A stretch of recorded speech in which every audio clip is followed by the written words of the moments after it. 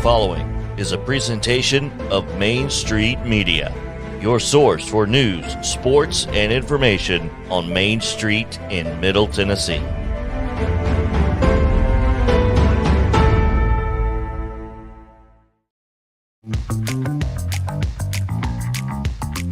And welcome into a Thursday edition of Main Street Sports. Today on the program, we're joined in studio for the whole stinking show. One George Plaster will be with us right here in our Columbia studios. Also, we'll be joined by Seth Anderson, Columbia Academy softball coach in the spring.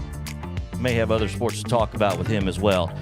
Other topics today are Daily Braves update. I'm sure George will have something to say about that. Also, PREDS back at it tonight, whether they want to or not, against the Avs. Game 2, we'll preview that. Talk a little Grizzlies basketball. And Pac-12 SEC commissioners in our nation's capital? Question mark? We'll talk about that as well. So much to get to.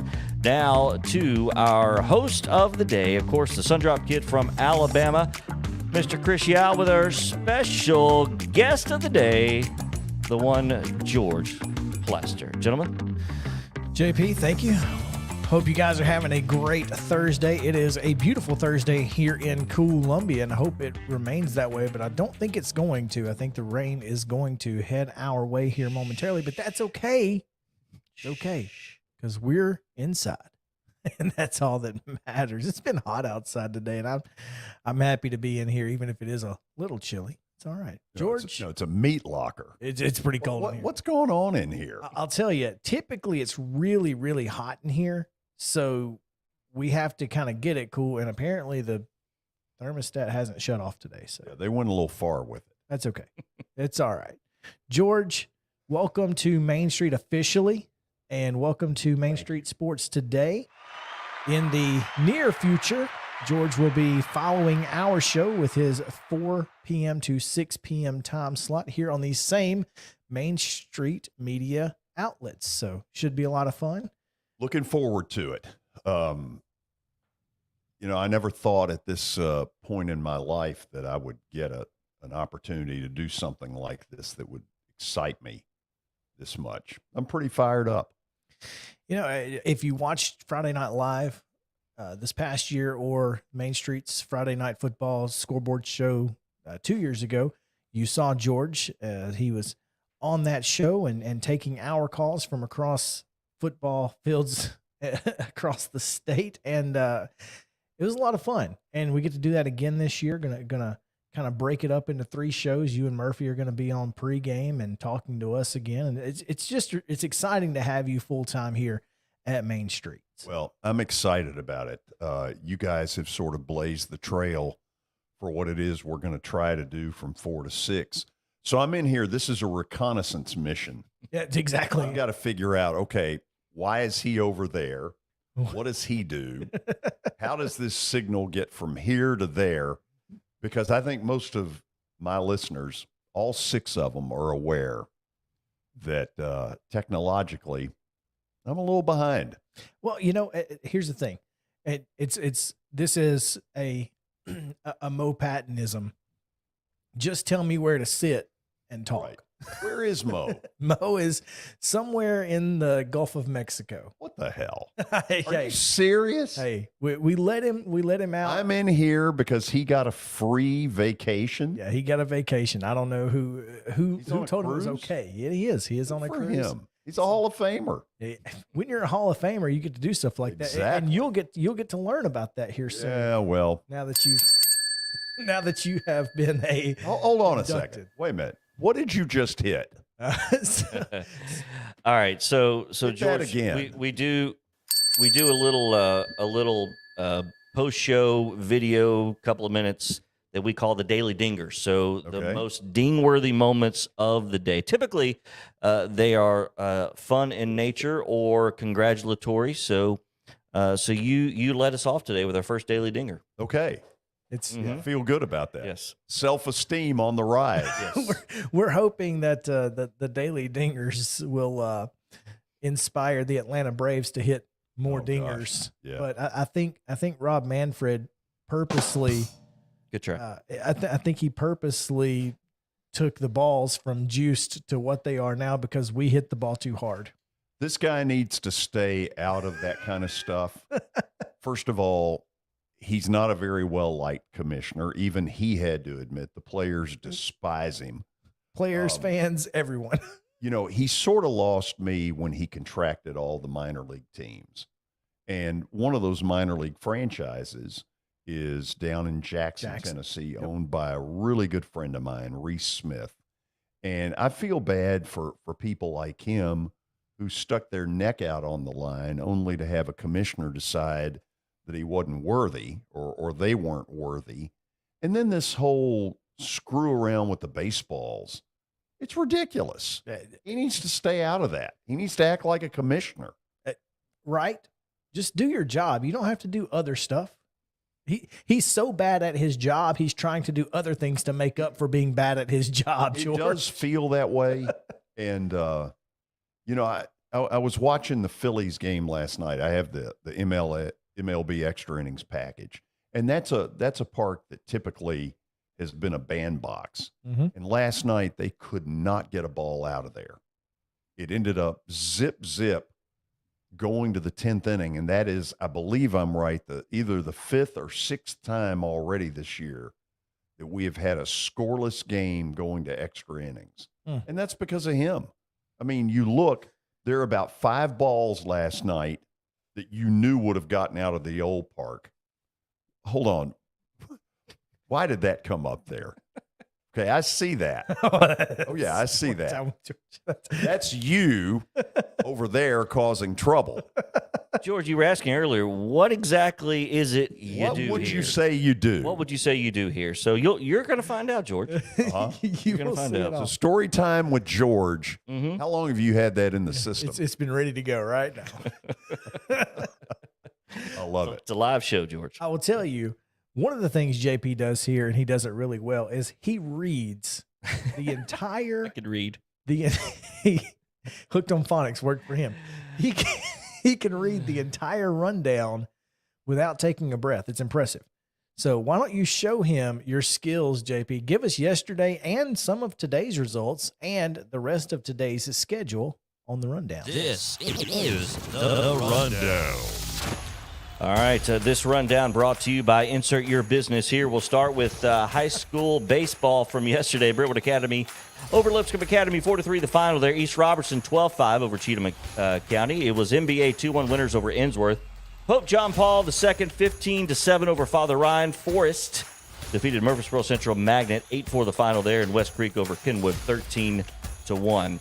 High school softball from Wednesday. Nolensville 11-1 over Blackman. Forest 11-1 also over Rockvale. Gallatin shutting out Henner's Lane 17-0. The Braves 9-2 winners yesterday afternoon on a getaway day in the Big Apple. It was the Sounds last night over Norfolk 4-2. So 2 for 2 on our baseball teams from yesterday. That's a good start towards the end of the week. Sure. College softball, the Great Midwest Conference Tournament. Trevecca with a pair of wins, 5-3 over Tiffin. And today, 2-0 over Hillsdale that just completed, Chris, some 20 minutes ago? About that, yeah. Something like that. Looking at the schedule today, high school baseball, 4:30 first pitch. Include Maplewood at Hillsboro, Hume Fogg hosting Glencliff. Rockvale is at Oakland. Smyrna hosts Laverne. Cheatham County versus Sycamore. It is Tennessee Heat at Zion Christian at the 5 o'clock first pitch at 6 tonight.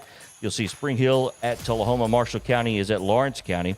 East Robertson hosting Franklin Simpson from Kentucky. Also at 6, McCavick at Gallatin. At 7 tonight, Fairview host Harpeth Siegel will be at Blackman. Softball today, 4 o'clock, St. Cecilia Academy at Christian Academy. 4 o'clock, 4:30 will be Friendship Christian at Good Pasture.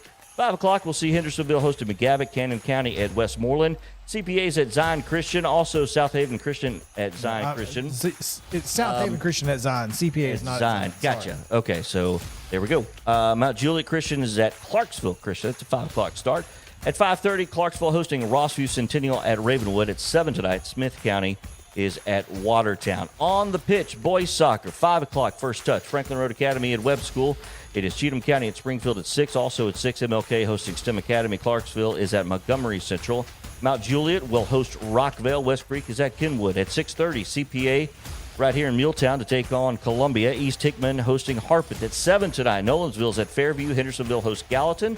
Smyrna travels to Laverne. Lincoln County up to Page at 7. Also at 7, Riverdale and Stewart's Creek. Dixon County at Rossview. White House hosting Merrill Hyde. And Sycamore's at White House Heritage. Check your local front office for start time on that one. College baseball today. Cumberland's at Georgetown College.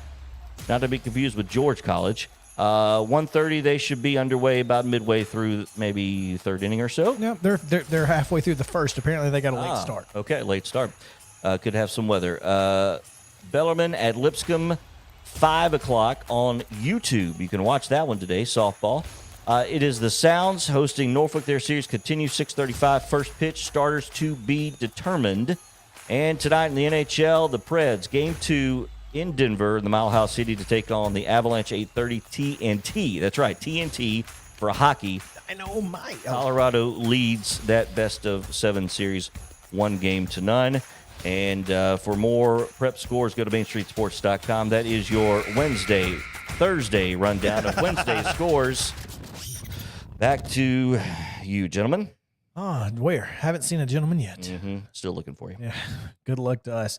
We are going to take a quick break. When we come back, we've got Columbia Academy softball coach Seth Anderson. He's going to join us and talk to us about his softball team trying for its 3rd consecutive state title. So we'll be right back. Main Street Sports Today, presented by Mid-Tennessee Bone and Joint, after this.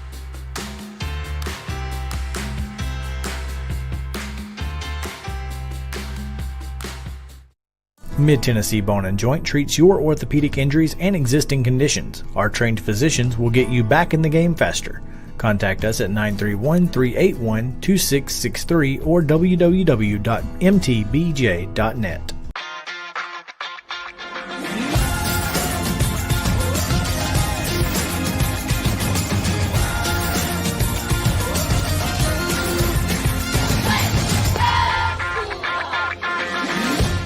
Hey folks, while we take a quick break from the show, I want to tell you about our friends over at Custom Stone Handlers in downtown Columbia. Ed Rich and his team at Custom Stone Handlers believe in leadership. And outside of the military, our greatest leader building platform is sports. Custom Stone Handlers proudly encourages young people to get in the game. You can contact them today at 931-490-4990 or visit CustomStonehandlers.com. Jones & Lang Sporting Goods here in Columbia has been outfitting teams, officials, and anybody else from T-ball to college for 50-plus years. Be sure and check them out at 931-388-8060 or online at jonesandlang.com. Jones & Lang Sporting Goods, the look of a winner. Zion Christian Academy, ZionEagles.org or 931-388-5731. You can schedule your appointment. Go tour their campus. It is beautiful over there, and you're definitely going to want to see it. Again, it's ZionEagles.org. Give them a call, 931-388-5731, and schedule your tour today. Are you an enthusiastic sports fan? Want to have fun and get in on the action? Heck yes, that'd be awesome. Have great attention to detail? Want to stay active? Definitely. Want to give back to the student athletes in your community? Obviously, yes. Then you'd make an excellent high school sports official. We need more officials in Tennessee, because with no high school officials, there are no high school sports. Sign up today at highschoolofficials.com. Mid-Tennessee Bone and Joint has been the official sports medicine provider for Murray County Schools for more than 40 years. We specialize in orthopedic injuries, and our Ortho Quick walk-in service lets you bypass the ER. Visit us online at www.mtbj.net.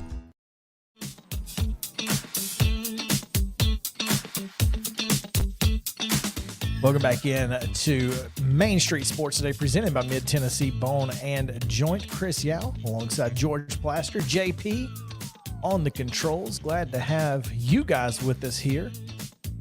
We appreciate it because we get a chance to bring in one of our favorite guests. We have him quite often, but it's because he makes great radio, and that is Columbia Academy football and softball coach Seth Anderson. Coach, welcome into the show. Thank you for taking some time with us. No, thank y'all for having me. I really appreciate it. Oh, absolutely, man.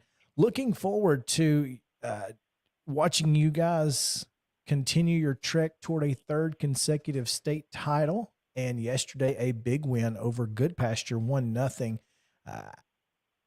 talk a little bit about this team and tell us what do you see in this team that maybe you have seen from the past 2 state championship teams, or what makes this team a little different? Yeah, so a lot of the similarities are obviously we bring back a lot of the roster that we had last year when we won it in 21. We bring back 7 defensive starters and then 6 girls who were in the batting order from last year. So obviously there's a lot of familiarity there. And then, you know, talking about the success, you know, pitching and defense has really been our you know, bread and butter this year. We've been getting great pitching from both of our pitchers. And then defensively, we've been making, you know, the plays you're supposed to make. You know, I tell the girls before every game, you know, you don't have to do anything spectacular. Just make the plays that you're supposed to make. And typically good things to happen. So fortunately, we've been able to do that. Hopefully, we can continue to do that for the remainder of the year. Avery Slaughter in the circle for you, as always, gives you a chance to win. And she has been as good as she always is all year long for you, Coach. And you know, Avery is just one of those players that when you need somebody to step up and get you a big out or something like that, she's just one of those players you can count on. Oh, absolutely. You know, Avery last year, you know, she was she carried the load there towards the end of the year, started every game in the postseason. This year, you know, we've been fortunate enough to have her and Anna Brewer, who's been able to throw well. So Avery's pretty well rested, only thrown about half of the games this regular season. So we're looking to try to follow the same formula as last year and really lean on her the rest of the way. And, you know, she's a senior. She's been there before.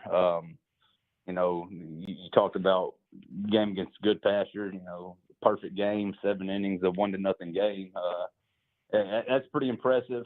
2 weeks ago, go down to Chattanooga and she, you know, battles Baylor for 9 innings. We're able to come on top, but, you know, 2-1 in that game. So she's seen a lot of really good competition this year. And, you know, like you said, she's risen to the occasion every time. So, you know, proud of her and the senior leadership that she has shown. Seth Anderson, Columbia Academy softball coach, here on Coach's Corner, brought to you by From the Heart Cafe out in Chapel Hill, located at 4384 Nashville Highway in Chapel Hill. Go see Renee Hart. Yesterday had fried bologna sandwich, a grilled bologna and cheese even.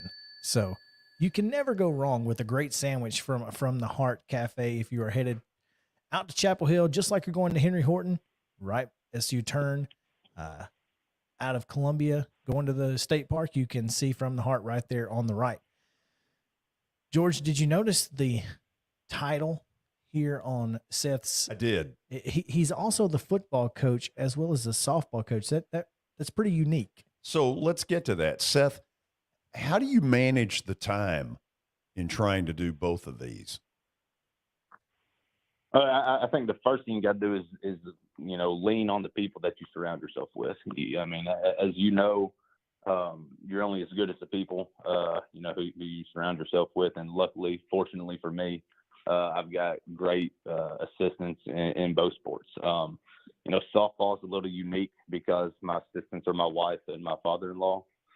So that can make for some interesting post-game discussions for sure. And then on the football side of things, yeah, I've got a great coaching staff who's, you know, kind of been able to kind of pick up the slack when I haven't been able to be there. You know, time management right now, being softball season, you know, softball's my priority. These girls deserve everything that we've got, full attention. So we are, you know, heading that way. And then we started spring football practice on Sunday the 1st. So, you know, I'll get over there when I can. But luckily my assistants are doing a great job in kind of heading that up right now in my absence. And, you know, just fortunate enough to have 2 great staffs. So when the family disagrees with what you're doing, does that, I mean, he's outnumbered, George. Food fight? I mean, what happens? I will tell you, my wife is always correct.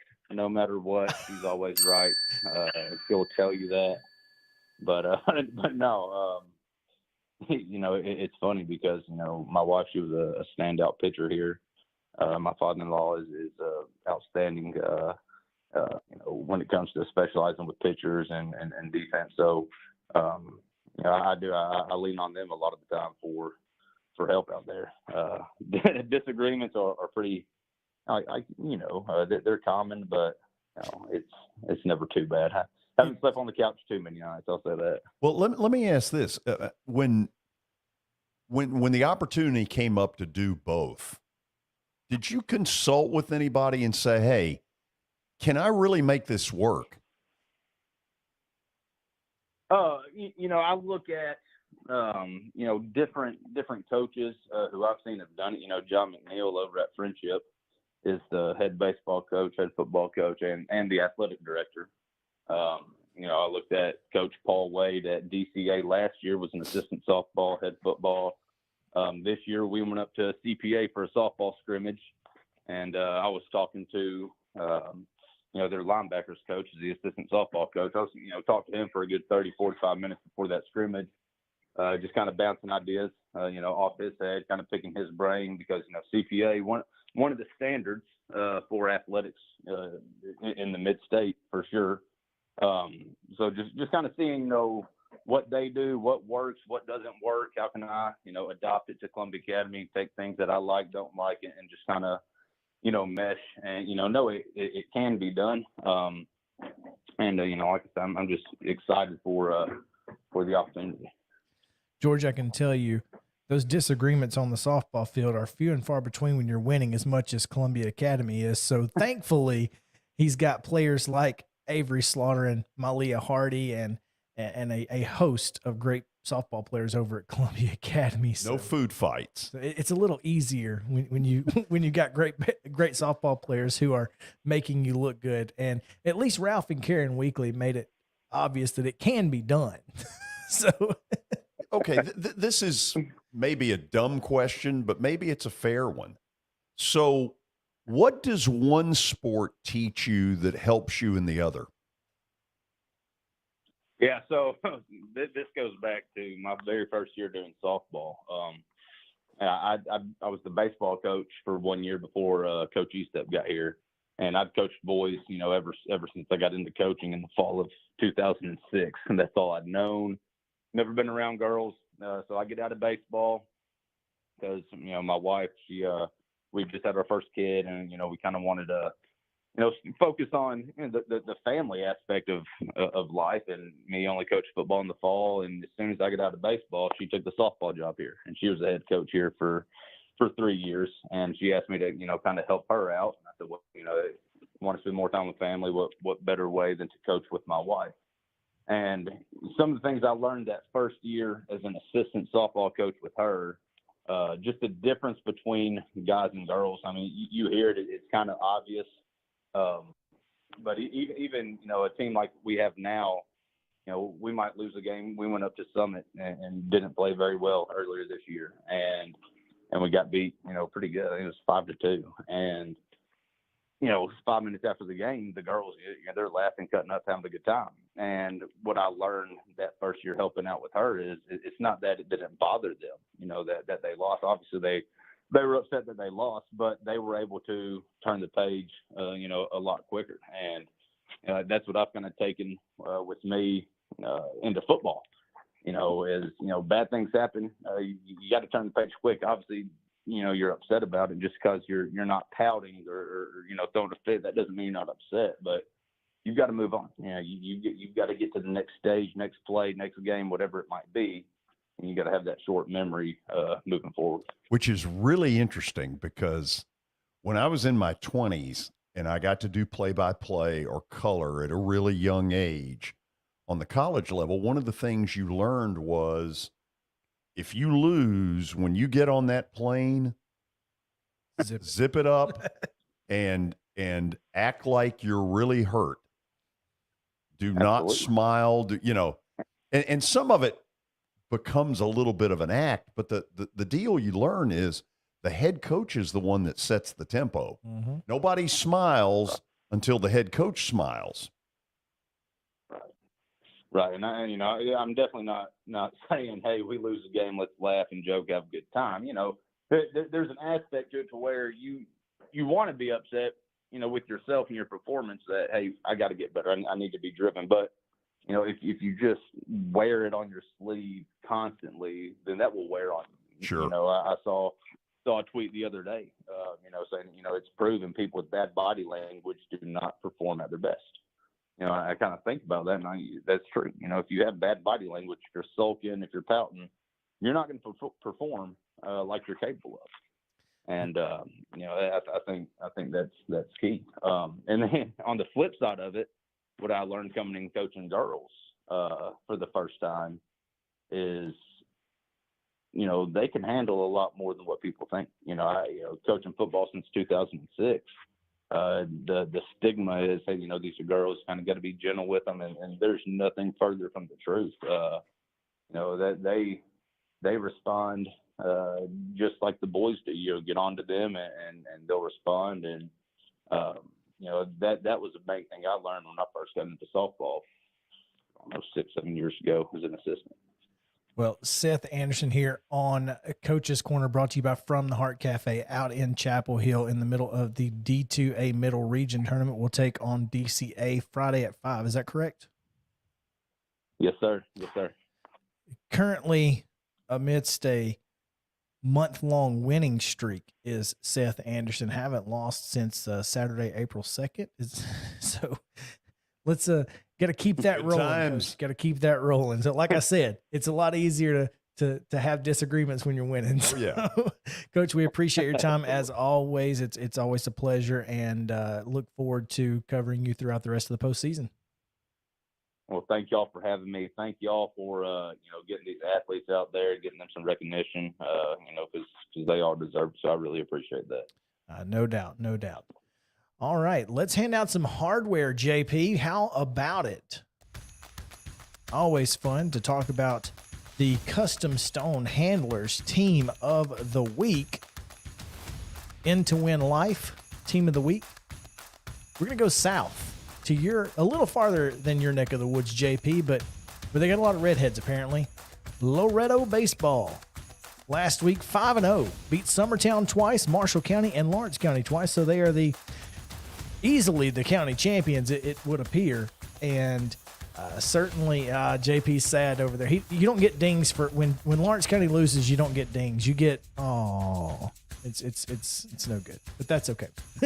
Congratulations to the Mustangs, who are putting together quite a season in their first trek into Class 2A. Also, our MTBJ Player of the Week, Mid-Tennessee Bone and Joint Player of the Week, Columbia Central Track. Lillian Moore, who won the 300-meter hurdles at the Great 8 in 45.67 seconds. The Great 8 track meet is one of the premier high school track meets of the season, so winning any event there is a big deal. So congrats to Lillian Moore of Columbia Central. All right, let's take a quick break, JP. When we come back, we'll talk about the Southeastern Conference and Pac-12 commissioners making their way to Washington, D.C., thinking they're Mr. Smith or something. I'm not sure. We'll get to it. Why did they go, and what do they hope to accomplish? We'll give you our thoughts on it right after this on Main Street Sports Today, presented by Mid-Tennessee Bone and Joint.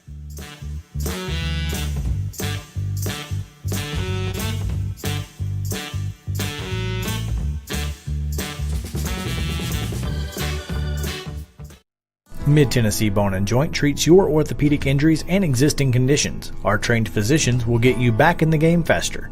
Contact us at 931-381-2663 or www.mtbj.net.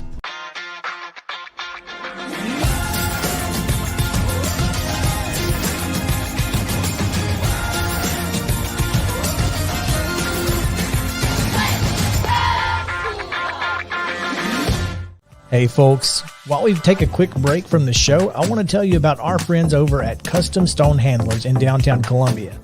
Ed Rich and his team at Custom Stone Handlers believe in leadership. And outside of the military, our greatest leader building platform is sports. Custom Stone Handlers proudly encourages young people to get in the game. You can contact them today at 931-490-4990 or visit CustomStonehandlers.com. Jones and Lang Sporting Goods here in Columbia has been outfitting teams, officials, and anybody else from T-ball to college for 50 plus years. Be sure and check them out at 931-388-8060 or online at jonesandlang.com. Jones and Lang Sporting Goods, the look of a winner. Zion Christian Academy, ZionEagles.org or 931-388-5731. You can schedule your appointment. Go tour their campus. It is beautiful over there, and you're definitely going to want to see it. Again, it's ZionEagles.org. Give them a call, 931-388-5731, and schedule your tour today. A game without a crowd is just a scrimmage. A performance without an audience is just a rehearsal. Without your presence, high school sports and the performing arts aren't possible. Ensure that these essential extracurricular activities continue to enrich the lives of students in Tennessee. Purchase a ticket to your local high school's game or performance. This message presented by the TSSAA. Mid-Tennessee Bone & Joint has been the official sports medicine provider for Murray County Schools for more than 40 years. We specialize in orthopedic injuries, and our Ortho Quick walk-in service lets you bypass the ER. Visit us online at www.mtbj.net.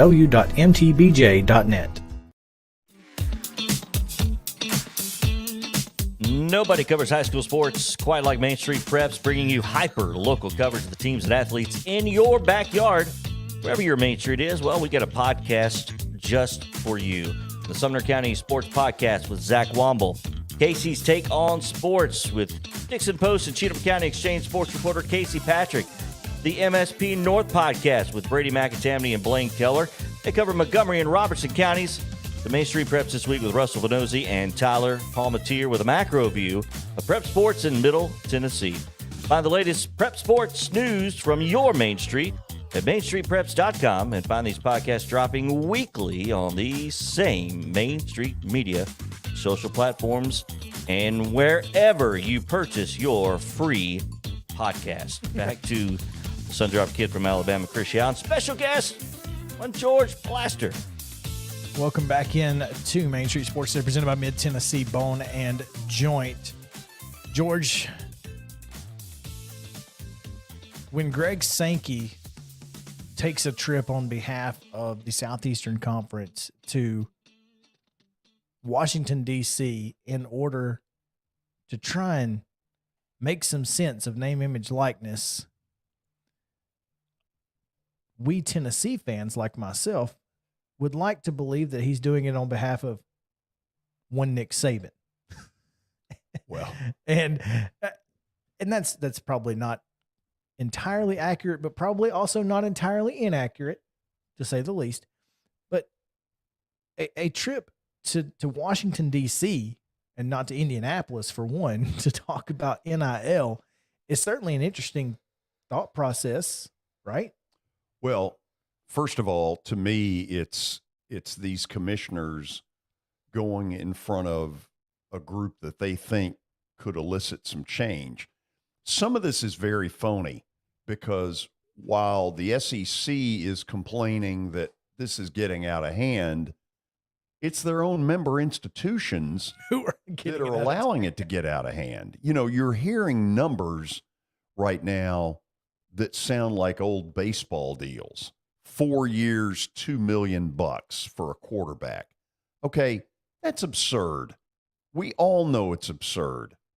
We all will finally figure this out when some athlete, you know, comes clean and says, I couldn't go pro. I was going to have to take a pay cut.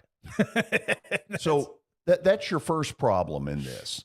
But, you know, it's really interesting because what really was starting to go on as we got toward January and February was a lot of backbiting internally. They were all aiming it at Jimbo Fisher at the time. But Fisher could have turned right back around and said, okay, what about you, Alabama? Here's what you've offered so-and-so. And Kirby, before you pipe up, I know that you've offered so-and-so this much. In Tennessee, here's the quarterback you signed. And this is going to start getting into some name calling if somebody with a lick of common sense does not step up and say, okay, what do we do here? Because the answer we all believe is that athletes should get paid something. Agreed. But should it be 4 years at $2 million? Hell no. We all know that. We know there's a problem. But now what they're doing is they're going to a higher court since the NCAA has decided hands off. Yeah, that they're completely useless in this. Yeah, and Emmerich, I guess, finally got the hint, and he's going to retire. And I don't know who they're going to replace him with. Hopefully somebody that's got a lick of common sense. But the fact of the matter is they're looking for some help. They're looking to have somebody police them because in the end, they can't police themselves. And this is my thought on this. Like you said, there are some member institutions, and most likely folks like Arkansas and South Carolina and Missouri who don't have folks willing to dish out millions of dollars for, what's his name? Iamalieva. Nico. They don't have the guys they don't have the boosters who are going to fork out that kind of money. So you might want to take Arkansas out of that Arkansas list. probably has. Yeah, they've got some. But on the Pac-12 side, same thing. They've got a few member institutions who are saying, look, USC is just going to use this because they have the ability. Tennessee has the ability to become relevant again by simply paying players. One of the things that would be interesting to know, and I don't pretend to know it, in the Pac-10, I think you've got 3 or 4 schools that are incredibly passionate. Mm-hmm. USC, Oregon, probably when Herm Edwards went to Arizona State, you can probably throw them in there. But is the rank and file in the Pac-12 as interested in college football as they are in the SEC? No. I don't think so. I think they've got so many other things going on out there. It becomes difficult, and they're sitting there looking for some help. They want to equal the playing field. See, one would think that as much as the Pac-12 has been eliminated from the college football playoff, that they would want a team like USC to rise back to the top so that they can get some of that CFP money that they're not getting.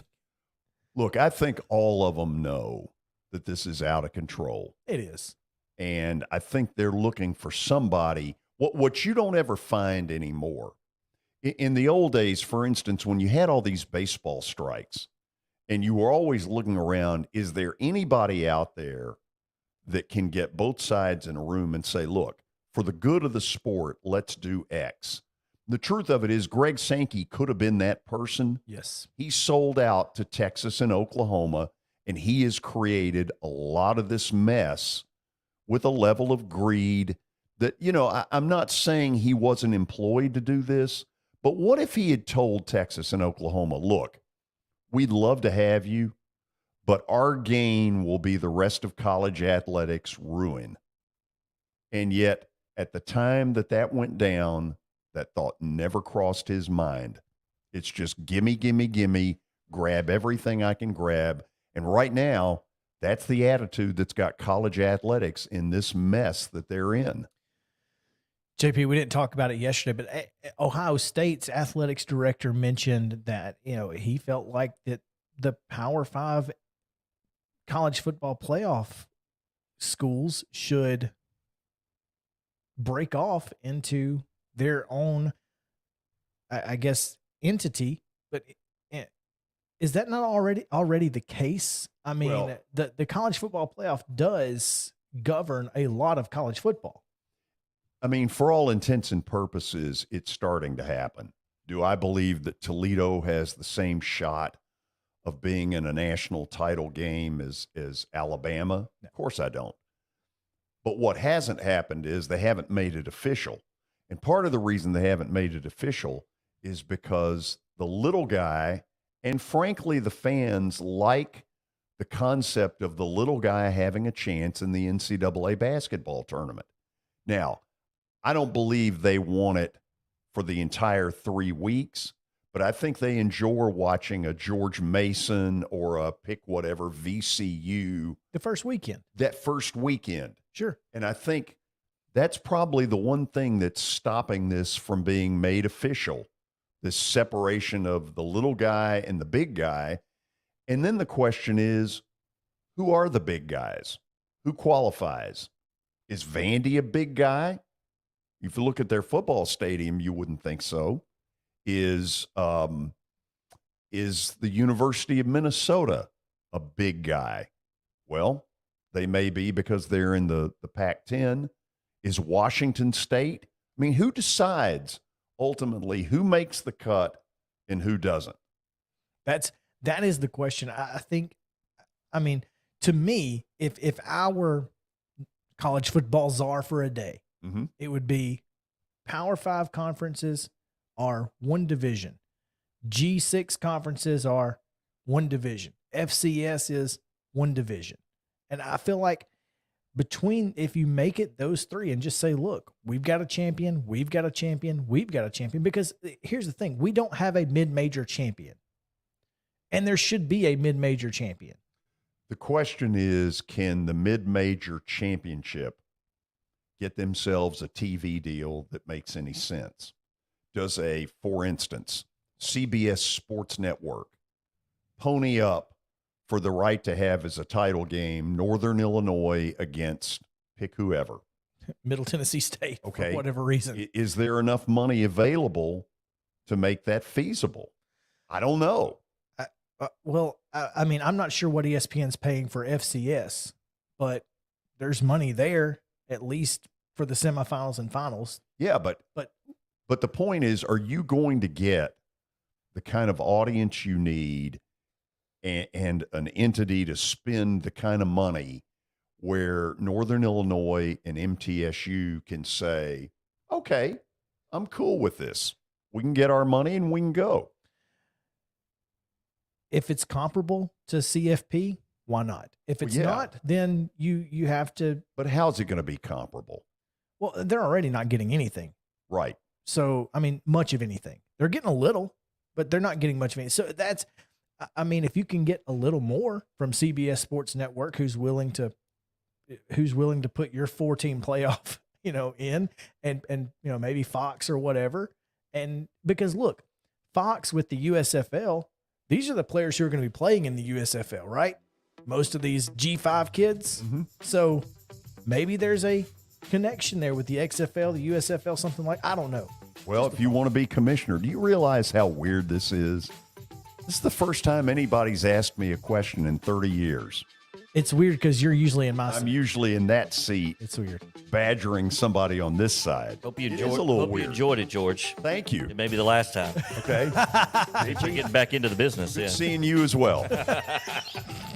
Let's take a halftime break and talk about something not sports related. What do you say, JP? We'll be right back on Main Street Sports Day, presented by Mid-Tennessee Bone and Joint after this.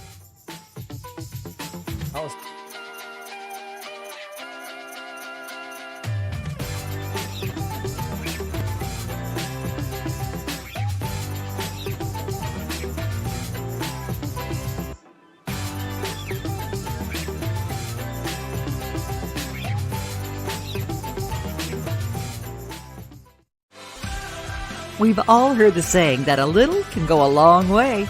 This is especially true during the Big Payback's 24-hour online giving event, helping support hundreds of local nonprofit organizations.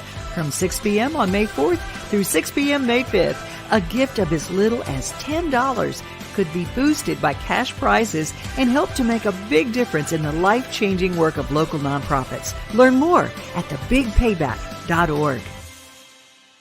Are you an enthusiastic sports fan? Want to have fun and get in on the action? Heck yes, that'd be awesome. Have great attention to detail? Want to stay active? Definitely.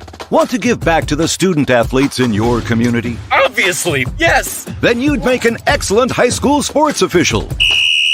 We need more officials in Tennessee.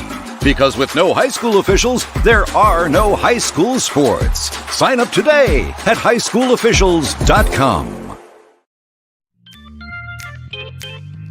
Welcome back in. It's halftime here on Main Street Sports Today, presented by Mid-Tennessee Bone and Joint. JP, it is springtime. Yes, it is. And George, You and I have picked up pine cones in the yard before together. So We did that for 45 minutes one morning. And so I'm curious what your backyard looks like on the patio right now. How have you got it set up for a little outdoor? Oh, absolutely. First of all, I did a smart thing. I have like a cable wire installed out there. That's right. So you can where I run can TV. yank the Atlanta Braves and the Red Sox out on the patio. Well, I put a little thought into it. That's a good call. Yes. So we have a part of our back porch is covered with an actual roof. Okay. So we put a TV in the corner because everything we have is streaming. So I don't need cable. It's just I have a smart TV, so it works. JP has his smart TV outside as well. Correct. Yes. Costco. For now. They have TVs down where he lives? Surprisingly, Really? I had to transport it down there, George. He had to bring it back from Charlotte. Yeah. When he came back from Charlotte, that's when he got the TV. So I being a big whiskey fan, JP being a big whiskey fan, Costco is selling fire pits that will make your backyard really cool because they've got like wine and whiskey barrels on the outside of these fire pits. Oh, really? Hello. Cool. I'm here for it. I'm here for that as well. I want one for my yard. I'm just saying. Okay. You know, this makes Stat of the Day really look good, this segment. Well, we don't want to talk about sports here because we Really? talk enough about sports, right? So, Well, I don't know. I mean, is this not a sports talk show? not halftime. Not halftime. Nobody ever hears, unless you're watching this live, you never hear this. This doesn't go on the podcast. It's exclusive to what you've got right now. Oh, this is exciting. 5 seconds away. Yeah, we got to get out of here. Let's get out. We'll be back after this.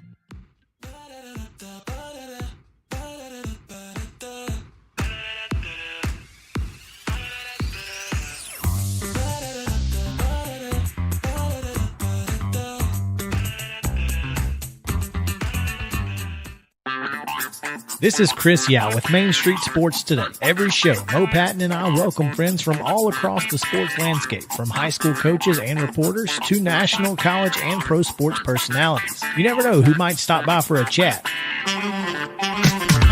AP Tennessee sports editor, three-time Tennessee Sports Writer of the Year 2020 TSSAA Hall of Famer. She covers the Titans, the Predators, the Grizzlies, college football, and hoops. Please make welcome Teresa Walker. Former University of Tennessee, former Team USA Olympian, ex-Cy Young Award winner, R.A. Dickey. R.A., did I miss anything? Man, that was sweet.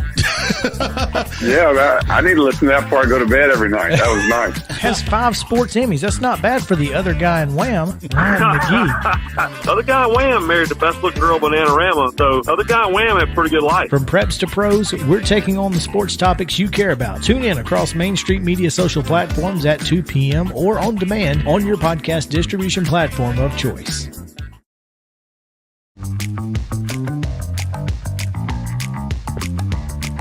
All right, we made it back to the second half here on Main Street Sports Today, the Thursday edition, with special guest George Plaster, and the moment he's been waiting for. Our Daily Brave segment brought to you by Insert Your Business here. We're still waiting that. The big win over the Mets yesterday, we'll talk about that. Also, best coaching jobs in the SEC. Bet he's got a list.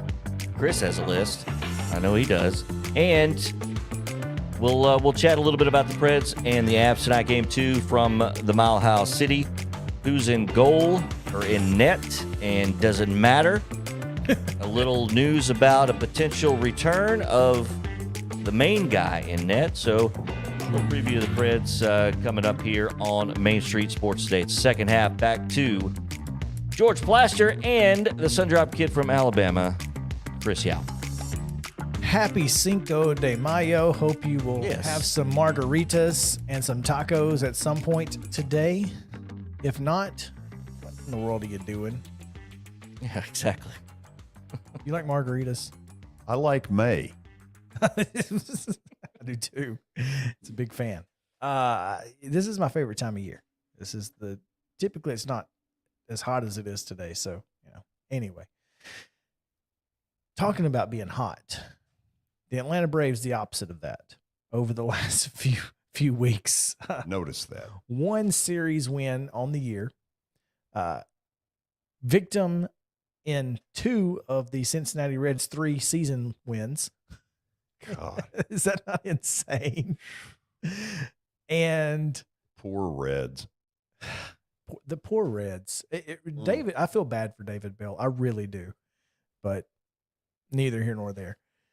But Atlanta goes into New York, basically concedes game 3 to the Rangers and just says, if we get a win, great, but we're not expecting one, kind of thing with Kyle Muller. Mm-hmm.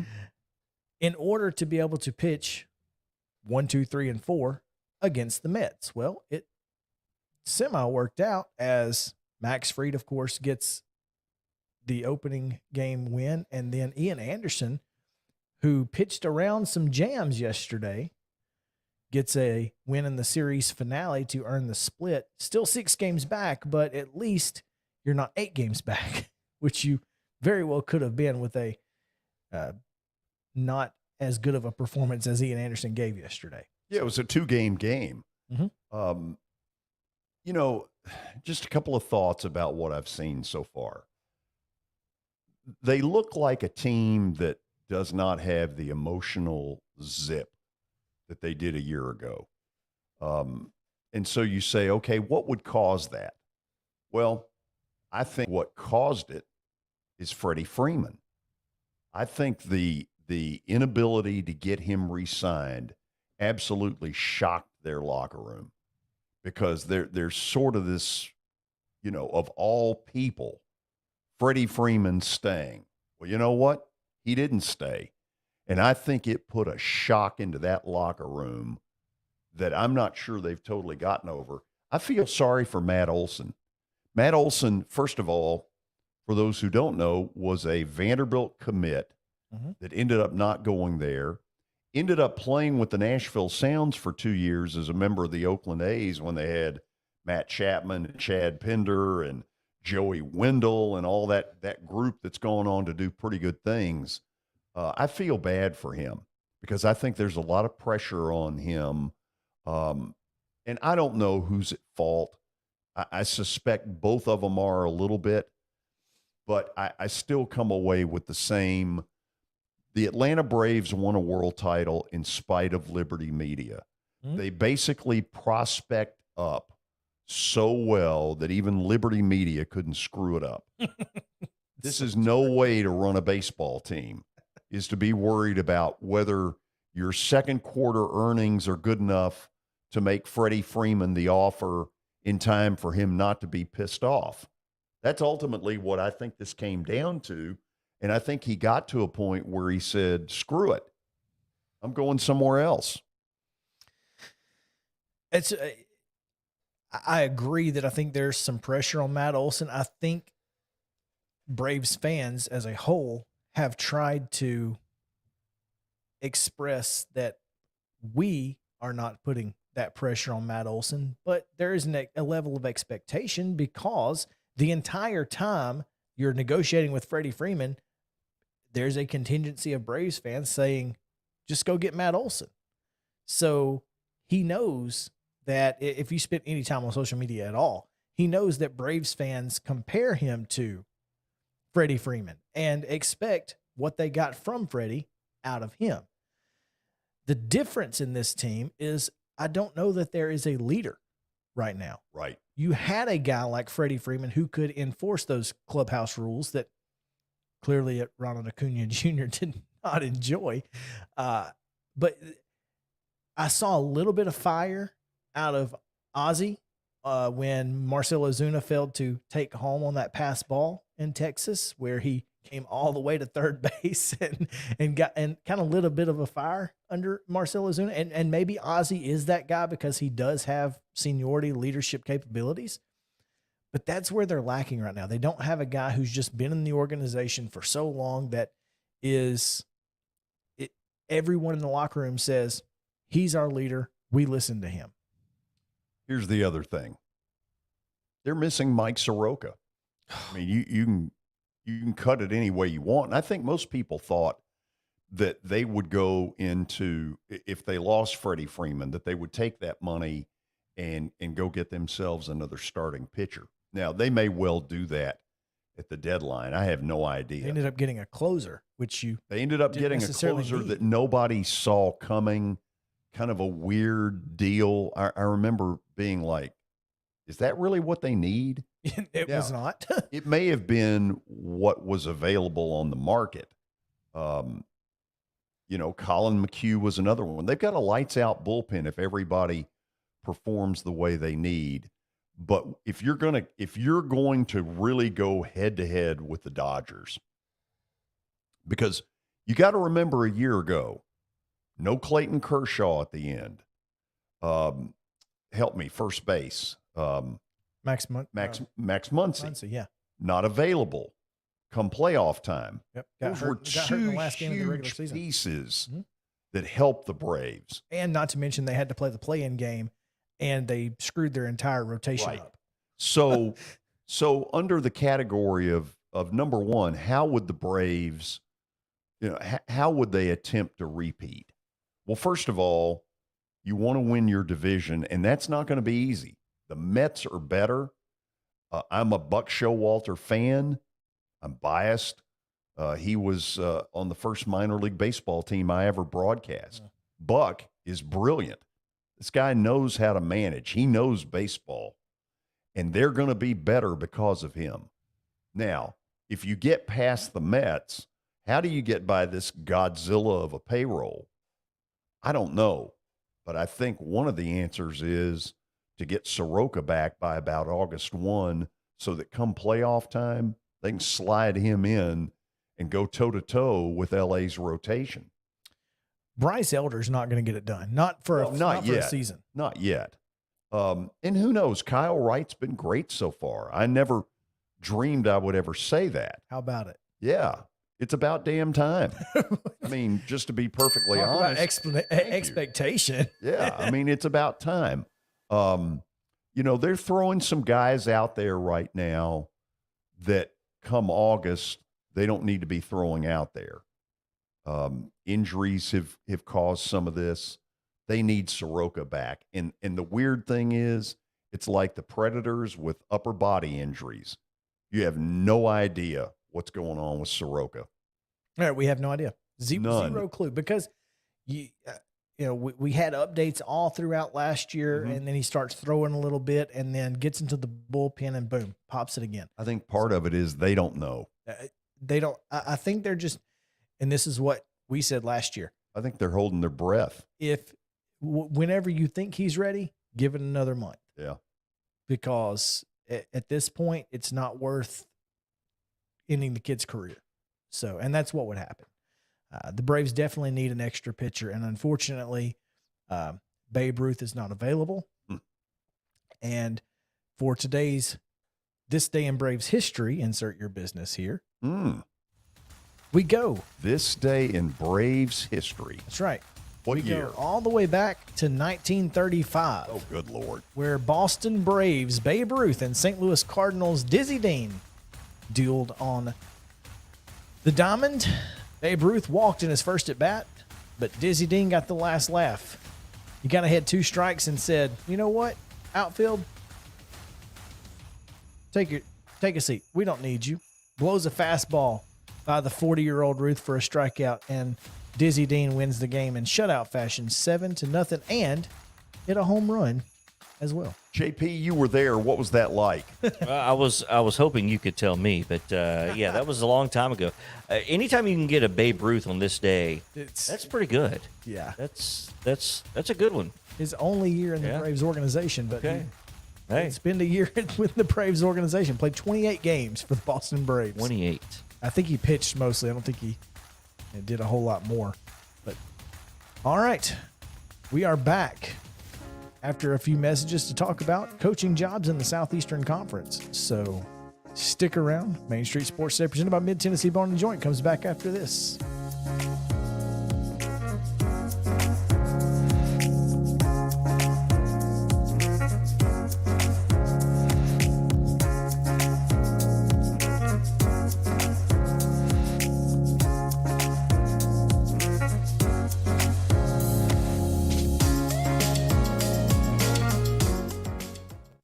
Mid-Tennessee Bone and Joint treats your orthopedic injuries and existing conditions. Our trained physicians will get you back in the game faster. Contact us at 931-381-2663 or www.mtbj.net.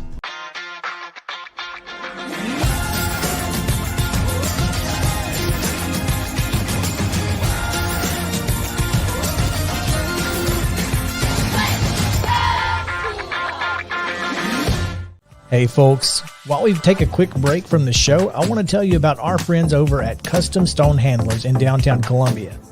Ed Rich and his team at Custom Stone Handlers believe in leadership. And outside of the military, our greatest leader building platform is sports. Custom Stone Handlers proudly encourages young people to get in the game. You can contact them today at 931-490-4990 or visit CustomStonehandlers.com. Jones & Lang Sporting Goods here in Columbia has been outfitting teams, officials, and anybody else from T-ball to college for 50-plus years. Be sure and check them out at 931-388-8060 or online at jonesandlang.com. Jones & Lang Sporting Goods, the look of a winner. Zion Christian Academy, ZionEagles.org or 931-388-5731. You can schedule your appointment. Go tour their campus. It is beautiful over there, and you're definitely going to want to see it. Again, it's ZionEagles.org. Give them a call, 931-388-5731, and schedule your tour today. Are you an enthusiastic sports fan? Want to have fun and get in on the action? Heck yes, that'd be awesome. Have great attention to detail? Want to stay active? Definitely. Want to give back to the student athletes in your community? Obviously, yes. Then you'd make an excellent high school sports official. We need more officials in Tennessee. Because with no high school officials, there are no high school sports. Sign up today at highschoolofficials.com. Mid-Tennessee Bone and Joint has been the official sports medicine provider for Murray County Schools for more than 40 years. We specialize in orthopedic injuries, and our Ortho Quick walk-in service lets you bypass the ER. Visit us online at www.mtbj.net.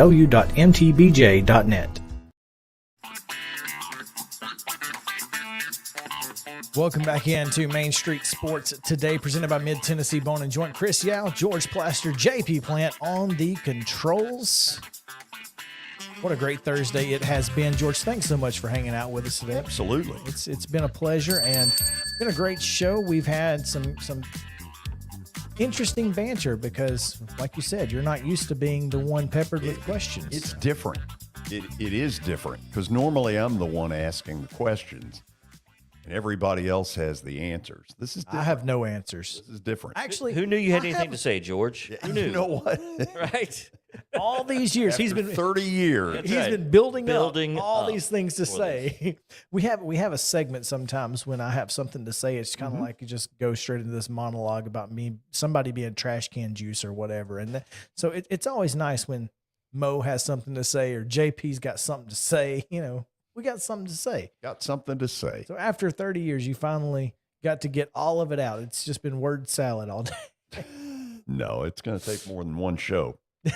Where are we going? You know, I got this notification on my phone this morning about Todd McShay's 2023 NFL mock draft. And 5 quarterbacks in the first round. Now, 2 of them going 1-2 right off the bat. All right. And I find this interesting because, as I was telling you, off the air, is not only is Todd McShay predicting what players will be drafted at what position, but in order to do that, he has to predict the NFL, the 2022-23 NFL season. And in doing so, he has projected the Houston Texans with the number 1 overall pick. And with it, he believes they will take Ohio State quarterback C.J. Stroud, which would be a pretty good pick. Yeah. The Detroit Lions with pick number 2 taking Bryce Young out of Alabama. And then the New York Jets taking Alabama defensive end Will Anderson. Why does he think Stroud goes over Bryce Young? You know, that's a great question. I'm curious, maybe it's the completion percentage. I mean, Stroud completes 72% of his passes. But here's the beauty is we're sitting here in May. Yeah. We have no idea what these guys' senior season is going to, well, senior season, that's not right, but what their next season is like. I mean, Bryce Young, whatever it is he got paid in NIL, he was worth every penny of it. He was terrific. Made $1 million without taking a snap. He might have. And no, that's what Saban said. I don't know. I mean, who are we to challenge that? Right. Because we now find that while we were shocked by that figure when he blurted that out, and it was a recruiting deal, the reason he blurted it out was to basically throw a helicopter over and say, future recruits, look at what we can do. We got money, honey. Oh, you got my the time. goodness. So, so where are you going with this? Well, nowhere particularly. I just find it interesting that the 5 quarterbacks that McSHAY has taken in the draft, CJ Stroud, Bryce Young, makes sense, right? Let me give you the next 3, who are all also in the top 10. Anthony Richardson out of Florida to the Carolina Panthers. Stature-wise, gameplay-wise, probably makes some sense with Matt Rule, right? Am I missing something? I don't know that Anthony Richardson is worth a top 10 pick. Right. Well, I mean, what has he done to prove that? Now, this is where McSHAY has to really go out on some limbs.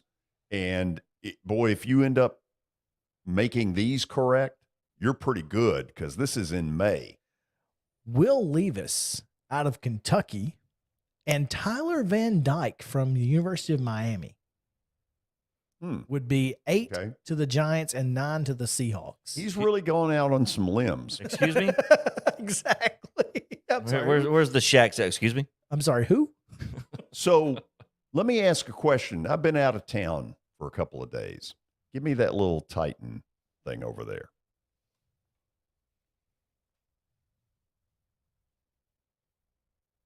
Did what Ryan Tannehill say a couple of days ago get any conversation? A little. I thought it was incredibly stupid. Stupid, but not incorrect. Look, I've got no problem that he may feel the way he feels, which is basically, I am not going to help somebody take my job. I get that. Why are you saying it? First of all, you've got a group of people right now really down on you. This doesn't help that at all. And you've got an organization that is paying you millions of dollars. Why open that can of worms? You know, JP, you mentioned it. You said he was probably asked directly, how will you help? Oh, I'm sure. Malik Willis, right? Okay. Yeah. So here's the thing that we've learned about Ryan Tannehill. He doesn't often dodge questions.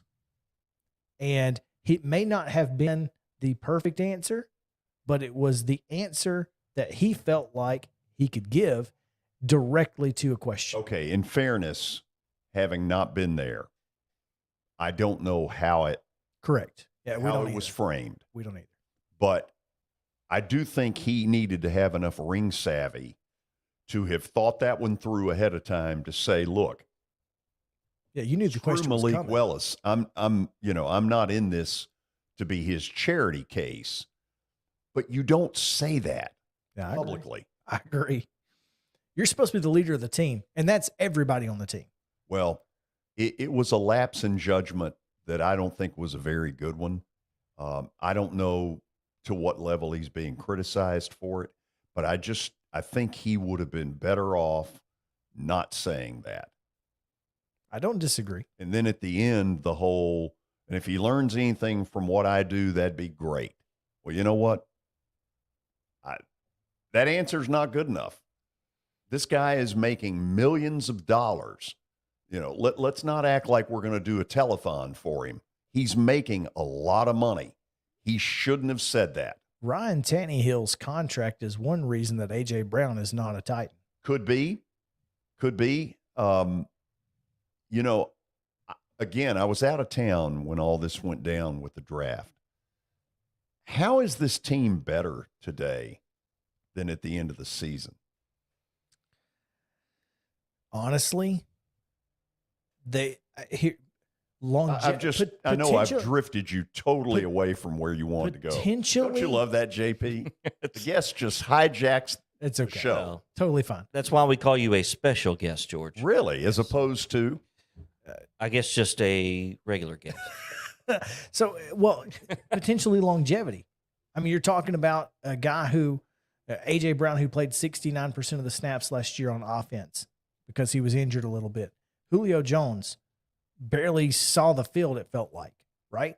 So now you've got Robert Woods, who's coming off an ACL injury, but you at least expect him to play, to start the season and hopefully be there all year long. Poor kid from Arkansas who's now being asked to fulfill that kid. Oh, my God. I feel bad just because he looks like him. He's the Matt Olson of the Tennessee Titans. Absolutely. And it's not fair. It's not fair to him. But again, I hope that we as a fan base can project our lack of expectation onto him and say, look, kid, we just want you to be you.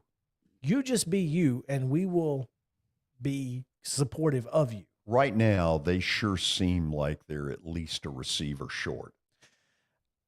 I'm hopeful that what I saw out of Kyle Phillips' film translates immediately.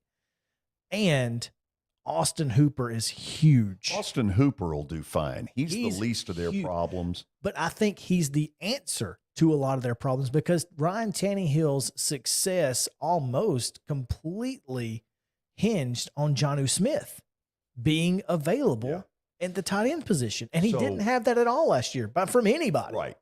They basically reduced the tight end position at the end to sort of what I call Gerber's baby food. Absolutely. It was go down 4 yards, turn around, and we'll hit you. Hopefully. No, nothing dynamic. Nothing dynamic about that. And I'm sure that Anthony Fertzer's injury contributed to some of that. Sure. But the bottom line is where they are today, these people are rookies for a reason. I know. And the only one with any experience is Robert Woods. And I don't think that's enough. George, a thought on your question about are they better off today than they were yesterday or before the draft? I think it goes to the question of was the whole draft concept to win now or win for the future? And trying to balance that, wouldn't you think that this team with what they did last year is more in the win now category? And they have to be. The window right now is still open. Yeah, and so, but this seems as long as 22 is on the field, that's open. Yeah, but I mean, is that window open in 24? I don't know, and that's the thing. And that's why I think it's kind of hard to wrap our heads around what the mindset of what was the plan, what is the plan, especially when you're talking about Malik Willis, who is not the guy physically that you expect in a Mike Vrabel-led team's offense. Well, okay, let's see if y'all will buy this.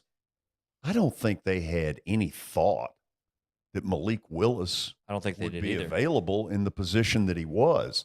And so you end up, and I'm sure this is one of the weird things in the draft. You go in today with a show that you've got planned, and I've hijacked it and completely shredded At least you waited until the third round. Yeah. That's right. But my guess is that whatever their plan was got completely shredded when they looked up and said, whoa, he's still this here. This guy is available.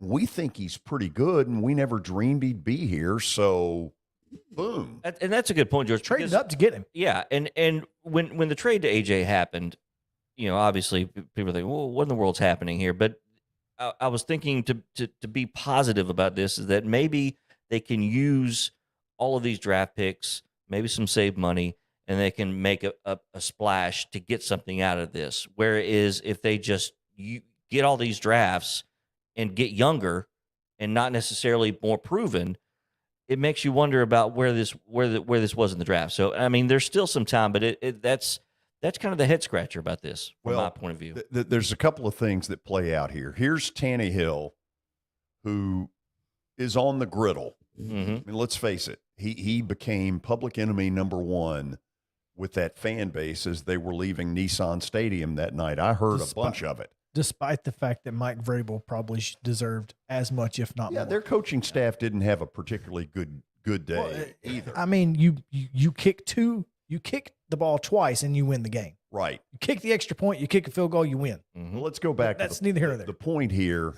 is that he's in a make or break kind of year. He is. Now, what we don't know at the moment is Malik Willis a year from now really ready to be a starting quarterback? If he is, this might be a really interesting question. If he's not, then none of this may all be a moot point. Well, but I guess my question is, have they set up Ryan Tannehill with enough weapons to get done what is needed? And I think right now the answer is, for me, they're one short. Yeah, I agree. I think I guess they haven't gotten over the Cincinnati game and the way Tannehill played, and maybe they think he's not the guy that's going to take us there. So let's go ahead and start looking at the future. Oh, I'm sure it's opened up doubts because the problem is in that game, the 25-year-old looked like he could handle the big stage better than the 33-year-old. That's true.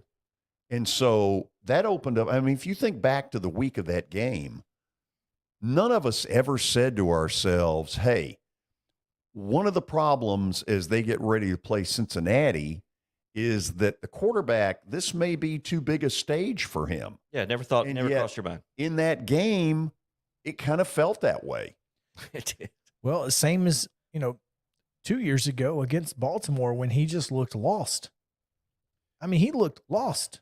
Well, he's had some great moments here. In fairness to him, his timing for a bad moment wasn't real good. This would have been better done in a preseason game. In week 4 instead of. Yeah, maybe. Maybe so. Well, it kind of saw it in week 1, really, because for all of the offseason, we're all talking about how dynamic this Titans offense is going to be. You've got Derrick Henry and A.J. Brown and Julio Jones and Ryan Tannehill, who's been phenomenal. And we talked about it on this show. What has Ryan Tannehill got to do to prove that he's a top 10 quarterback? I mean, my goodness, he's done all this, and this. Yeah. Well, he proved it. He proved all of those doubters correct, and that's okay. Top 10 is a tough one. We had 16. We had him. Well, we had half. We had the discussion about the top half, but we thought that he was at least in the 10 to 12 range. Okay, this is a clock. Yes. Okay, do I have to get one of these? When I get started? It's on your phone, man. You're good to go. Clocks are on phones? Oh yeah, that's my phone. Really? That's my cell phone. Okay, so that's not a this is clock. That's my something- phone. Well, I understand that. So this is something I've got to learn, that I can turn my phone on and get to a commercial break in time. It's absolutely. What time were you supposed to go to the break? 45 seconds ago. I'd say we need to go. It's okay. I'd shut the guest up and go to the break. Well, I mean, okay. Before we get out of here, we're going to violate and continue. Absolutely, because I want to ask you one question. Okay. If I asked you to tell me what is the best coaching job in the Southeastern Conference, what would be your parameters for thinking about that? Good Lord. You want that as the music goes to the break? Would you say it is? Would you say resources? Do you want to That's talk? it. That's the answer I wanted right there. Resources. Yeah. Thank you. Yeah. It's like Olivia Dukakis in Moonstruck. Why do men chase women? And she gets that. That's it. That's it. That's it. That's the answer. Resources. Back in a moment. Apparently, Athlon Sports disagrees. We'll be back.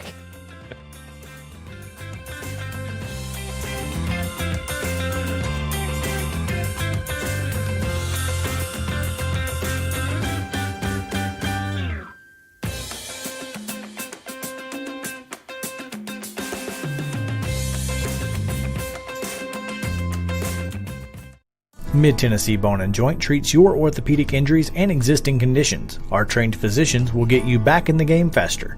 Contact us at 931-381-2663 or www.mtbj.net.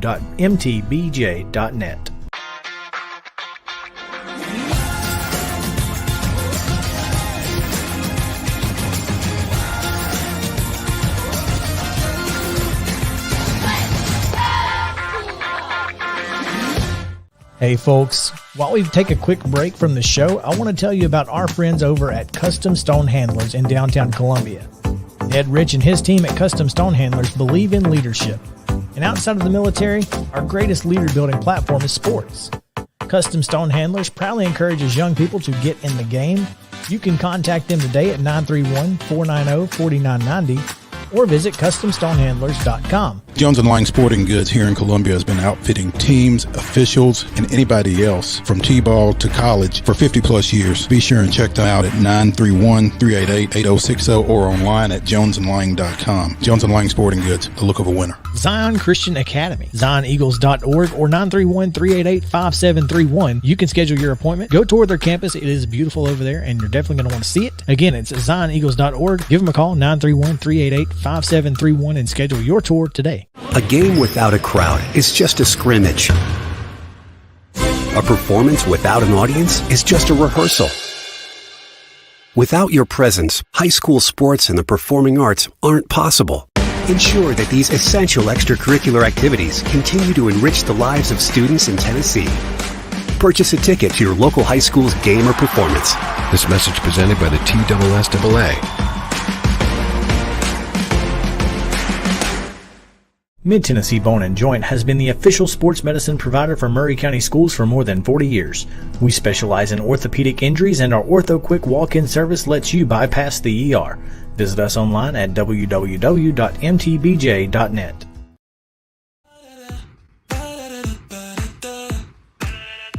Main Street Today is your half-hour coffee break with the one and only Devin O'Day, featuring lifestyle inspiration and entertainment news. Main Street Today airs live weekdays at 11 a.m. Central, or you can catch it on demand on all of these Main Street media social platforms, including highlights on Instagram at Main Street Today Radio. Take your daily coffee break with Miss Devin O'Day on Main Street Today, weekdays 11 a.m. on Main Street Media social platforms. Welcome back in. It is a Main Street Sports Day presented by Mid-Tennessee Bone & Joint. Chris Yao, special guest, George Plaster. JP, as you just heard, talking about our great friend, Devin O'Day, who helps us out at just before noon, getting us ready for the afternoon. Just before lunch, she gets you re-energized for the rest of the day. It's always a great time. And in the future, on your way home from work or wherever you may be, you can hear George starting in July, right? If all goes well, July 11th. July Monday. 11th. So he's going to take July 4th and shoot off all the fireworks, and then bring those fireworks to the... Come in loaded for bear. That's right. It's a convoy of sports talk headed your way. Bring it on. and Watson will be on the show with you, Coach Watson. He will, as will others. Oh, we're excited. We TBA. We had Terry McCormick on earlier this week to talk about the draft, and that was a lot of fun. He always brings some great insight from TitanInsider.com, and he's on your show quite a bit, and always been intrigued by the folks that you're able to put on your show. So like our little promo with you never know who's going to stop by for a chat. Never know. You never know who's going to be on the George Plaster show. I told you, did I not tell you it was going to rain today? Yes, you did. Is that what that is? I could feel it in my left ankle. Yeah, just like my wife telling me that it's going to rain and to cover up the deck. Over there, it's pouring. It is pouring down on at least this side of West 7th here in Columbia. Speaking of pouring, the Colorado Avalanche poured on the goals 2 nights ago. 7-2. They defeated the Nashville Predators, scored 5 goals in like 14 minutes, 3 in 3 minutes. But, George, the good thing is they can't take any of those 7 into tonight. Those 7 stay. It's 0-0. And Connor Ingram, as mentioned yesterday, JP, played this team to a 2-2 tie over 40 minutes. Which means nothing. I understand that. It means not a dadgum thing because you don't know whether Colorado At the point they're up 5-0, they're just looking to get the game over with. Oh, so were the Preds too. I was trying to find something positive, George. Oh, and I so, appreciate that. Yeah, just trying to reach out a positive. As you all know, I really care about this team. Mm-hmm. I'm a season ticket holder from day one. I probably go to more games than 95% of season ticket holders. Something has gone on in the last 4 to 6 weeks with this team, and I don't pretend to tell you what it is. I just know there's a problem. My gut feeling is there's a problem in the locker room. My gut feeling is some of it involves the non-signing thus far of Philip Forsberg. I would not have given David Poyle the leeway to take it this long. If I had been the ownership group, and I have a lot of respect for those people because they stepped up when we needed it and shelled out $192 million of their money. I think they needed to step up about 2 weeks before the deadline, bring David Poyle in and say, level with us. Where is this? And he would have had to say, I don't know. It's, we're not sure. And then I would have told him, look, set a deadline. And if he's not signed by them, then we're trading him. We're not going to let him walk out of here and get nothing in return. And I think there are all kinds of little issues going on in the background of all this. David Riddick, bless his heart, can't stop a beach ball. But No that's save been Dave. known for a while.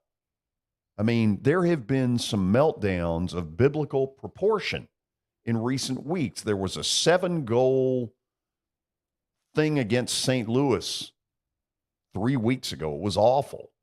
Then this blow a 4-0 lead in Arizona. I mean, when you look around the NHL, you don't see anybody else doing this. What is going on with this team? Despite the just sensational season that you've gotten from Matt Duchene, a career year, a year you had zero expectation of getting. Ryan Johansson, 96 points. I mean, this is a team with 3 guys, 3 superstars. Roman Josi. But as we sit here right now, 4 superstars. Josi, Forsberg, Duchene, they're the only 3 that score. Nobody else of that group of 20 ever score. That's one of the problems they've got right now is there's no distribution of this at all. Let me tell you what I see, and you can tell me because you watch a lot more than I do. I don't feel like outside of number 9, they have anybody who can handle the puck. Because it feels like unforced turnovers kill this team because the time of possession is always skewed to the opponent, almost always. And then they don't play good defense on top of that. There's no question that defensively they are at least one player short. And right now it is one player named PK Subban. Well, whoever it is, they're giving up over the last month and a half. They were giving up about 4.5 goals a game, and they were getting in the penalty box about 7 times a game. And the combination of the two is lethal. Yeah. And part of that is on John Hines because Hines had to basically say, you continue to get in the penalty box, your playing time will decrease. And I don't see where he's gotten that message through at all. They were on the ice, 90 seconds before somebody was in the box? I mean, and once they got on the power play, what did it take them? About 0.1? It wasn't long. And then, just for good measure, here comes goal number 2. And then goal number 5 hits Riddick in the shoulder, and he has no idea where it is. Something better change tonight. That's how they lost to Calgary. The puck just same kind of deal. Yeah. Just found its way to the net. It's like he can't find the puck. By the way, they've made the decision. This just in, not exactly, breaking news. Connor Ingram will start tonight. They had no choice. No, they didn't have a choice at all. George, you'd mentioned Coach Hines, and I asked Teresa Walker when we had her on earlier in the week about him, David Poyle. Do the Preds have to win this series, have to win 2 series for them to stay where they are, or has that ship sailed regardless of what happens here in the postseason? It would not shock me if they end up losing Philip Forsberg and don't get anything in return, that Poyle is basically sent upstairs into more of a chairman of the board kind of job. I don't think it would be fair to fire John Hines. I do wonder, though, what's going on in that locker room. And whoever it is, whether it's Scotty Nickel, David Poyle, whoever, somebody's got to get to the bottom of what is causing this just cratering that they have done. By the way, is it me or is it sunny out there?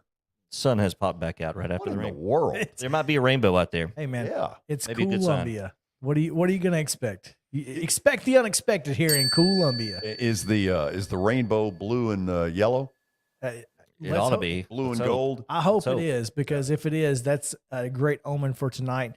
Again, you can catch the Nashville Predators on TNT, which TNT. is Dynamite. Yes. TNT. Or Dynamite. Colorado leads the series 1-0. 8:30 puck drop here on God's time, as we like to call it. So you can watch them, Preds and Avalanche. George, thanks for taking some time with us, man. It was a fun show. Enjoyed it. Even if you did hijack it and ruined it and talk, tried to avoid talking about Ryan Tanny. I'm kidding. Always a good time. Always a good time. We'll be back tomorrow at 2:00, same time, same channel. If you missed any part of the show, we've got the podcast available wherever you get your podcasts, and follow us on Twitter at ms_sports today. We appreciate it. For JP on the controls and George Plaster, I'm Chris Yao saying have a great day and stay cool, Columbia. See you, JP. Later.